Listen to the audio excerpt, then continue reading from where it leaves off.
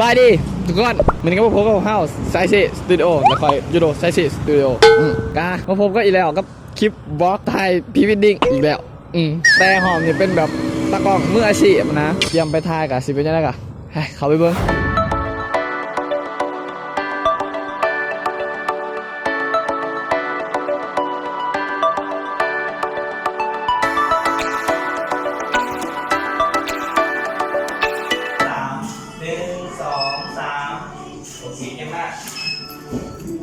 1 2 3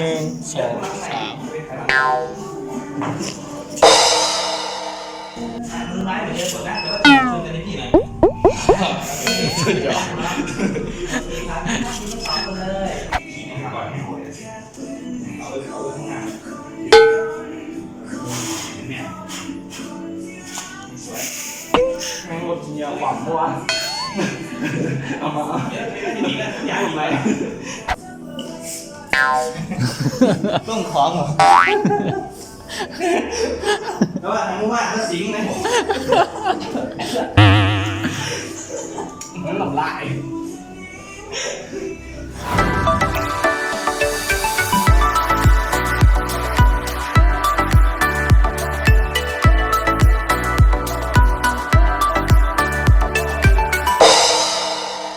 เนาะ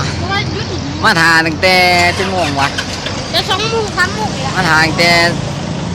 1 โมง 2 โมง 4 โมงกำลังสิได้ไปจน4 โมงนั่นนี่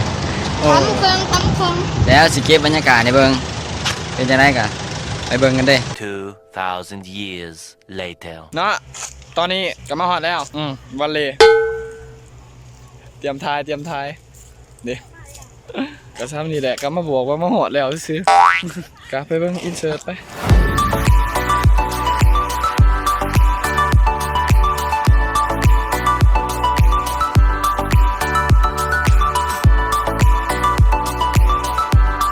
ทั้งหมดทั้งมวลนี่ก็ขอบใจ2 คนคนนอกที่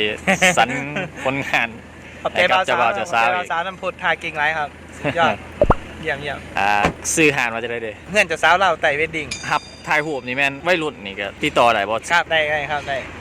02097443213ครับขอบคุณมากครับ ขอบใจหลายเด้อ ขอบคุณครับ ขอบใจกัน ขอบ เด้อ ใจ